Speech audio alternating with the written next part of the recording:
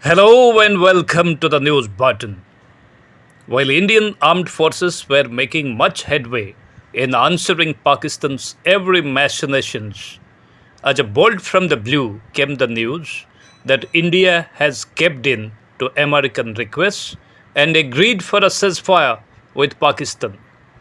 Remember, this is the first time after 1971 that any Indian leader had gathered the courage to make Pakistan behave. India not only killed scores of terrorist and missile strikes, it even successfully thwarted all Pakistani attempts to strike Indian cities. Barrages of Pakistani missiles, swarms of Turkish supplied drones were intercepted and shut down with incredible efficiency and precision.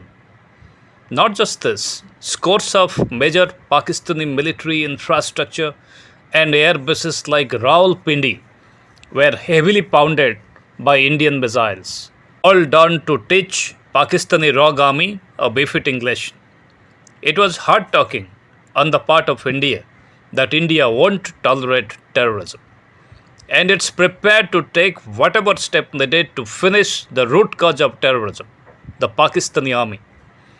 While everything was going great for India and the Pakistani establishment was desperate for a way out, Indian government stunned everyone by asking the rolling war machine to stop. Every commoner understands the specter of terrorism will never leave India until Pakistani army is held accountable and the power of Pakistan is self-significant. The Indian nod for ceasefire frustrated every stakeholder in the conflict. The Indian Kashmir people, people of POK, the Baloch people, the Pakhtuns, and most importantly, the people of India. Now let's see what would be the repercussions of this ceasefire. Number 1. The course of the war was turning in India's favor. By pounding some terror sites cannot and must not ensure a terror-free atmosphere for India in the long-term future. Terrorists will utilize the peacetime to regroup, change names, and relocate themselves to reappear in Kashmir again. India cannot afford to wage this kind of war for every now and then like Israel does. So clearly, India cannot afford to leave the rogue state in its current form and strength. By allowing a country like Pakistan to expand by capturing independent states like Balochistan and parts of the princely states of Kashmir was a grave mistake on the parts of the Indian leadership just after independence. As the chief patron of global terrorism, Pakistan throws its power to not just spread but protect terrorists from penal action by other states. Even Osama bin Laden had been its well-protected state guest. Thus, to find a permanent solution to Pak-sponsored terrorism, India should have helped change the map of Pakistan, eventually eroding its power and capacity. If the Indian military action would have persisted for some weeks, Gilgit-Baltistan and Pak-occupied Kashmir areas would have returned to India and merged with the Indian part of Kashmir to form the real Kashmir, which was there before it was attacked by Pakistani raiders in 1948. Similarly, the Baloch people and their land have been forcefully taken by Pakistan. They are victims of the Pakistan military's terror and torture and are fighting for their independence. The recent India-Pakistan conflict has indirectly helped the BLA by distracting Pakistan's security forces, inflaming internal tensions, and potentially opening the door for geopolitical exploitation. Although the BLA's strength still depends largely on internal Baloch dynamics, the relentless missile strikes by the Indian Air Force on Pakistan air bases and other military installations encouraged and sped off Baloch resistance against the tyrant Pakistan military. In fact, the Balochistan Liberation Army has significantly escalated its activities in Balochistan, achieving notable tactical and symbolic gains in recent months. On May 10, 2025, the BLA claimed responsibility for 39 coordinated attacks targeting police stations, military convoys, and key infrastructure across Balochistan, marking a sharp escalation in the region's ongoing conflict. The BLA's elite Fatah squad seized control of Mangochar city in Kalat district, Balochistan. They blocked the Khajnal highway and temporarily detained local police personnel, showcasing their ability to challenge state authority directly. Even they took partial control of Kalat, Balochistan's symbolic headquarters. Let's not forget, Kalat is the seat of the Khan of Kalat, who was the ruler of Balochistan. The BLA had made significant gains against the Pakistani military. The Pakistan military was second by the Indian attack. It was between the devil and the deep sea. On the one side, there was an impending all-out war from India. They were just a couple of days away from hearing the rattle of Indian tanks on their streets. On the other hand, the Baloch Liberation Army was making rapid advances to declare Baloch independence. Across the Afghan border, the Afghans were waiting to open another front to defy the Durand line. Even people of Gilgit-Baltistan were on the spot of a revolution. India's sudden decision to halt will have wider ramifications both for India and these people who had hoped the Indian campaign will indirectly help their cause and create a great opportunity to break free of Pakistani control.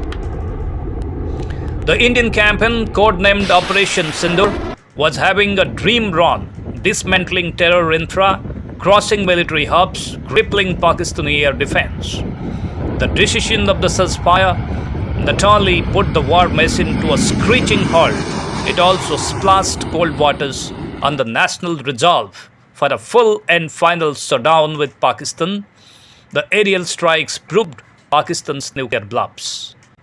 Now that India implemented the ceasefire from 1700 hours on 10th May, India's war momentum is lost. Rarely such momentum and global support comes in a nation's life when victory seems clearly in sight. Clearly, India let go of a golden opportunity to put the ghost of Pakistani terrorism on its soil. Coming this far and getting nothing seems to be the core of this engagement for India. Americans have never favored India in any conflict with Pakistan. Trump seized the credit and made Pakistan and India look like equals.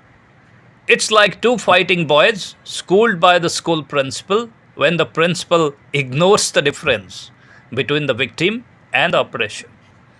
A win over Pakistan would have created a new future for all these people who are victims of the devilish Pakistani army.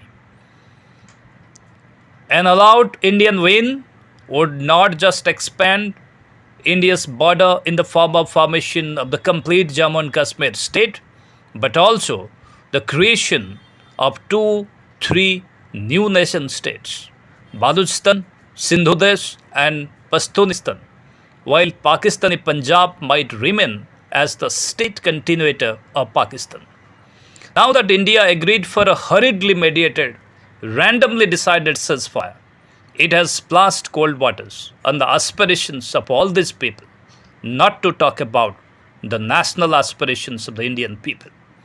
What's more, as soon as the firing stops and the fear of Brahmas disappears near the eastern border, the equation would experience a volte-face. Pakistani army and the ISI and the terrorist bosses desperately needed a ceasefire, and they begged Trump to get one. After stabilizing the border with India, Munir and his forces will direct their energy to mercilessly suppress the Baloch rebels who are out in the open opposing Pakistani occupation.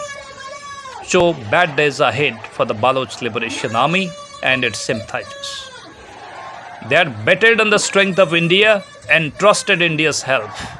Now their aspirations will get a beating, with many of them getting captured or killed by the Pakistani army.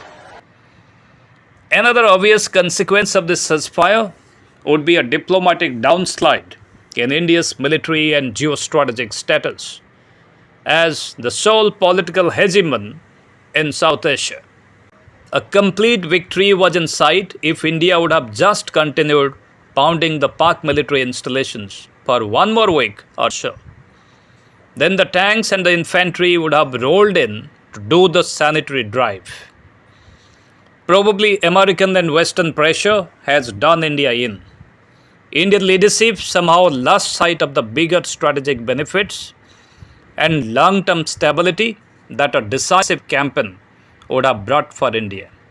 A win would have firmly put India in the select club of major powers on the world stage. It was India's moment of reckoning. An all-out victory was clearly in sight, but India dared to grab it. In fact, India willingly chose to snatch defeat from the jaws of victory. For decades to come, Indian strategists will continue to bemoan and murmur this fatal mistake.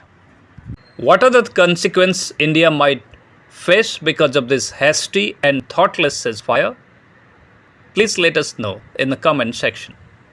Before leaving, do not forget to like and subscribe to our channel. Thank you. Thanks for watching.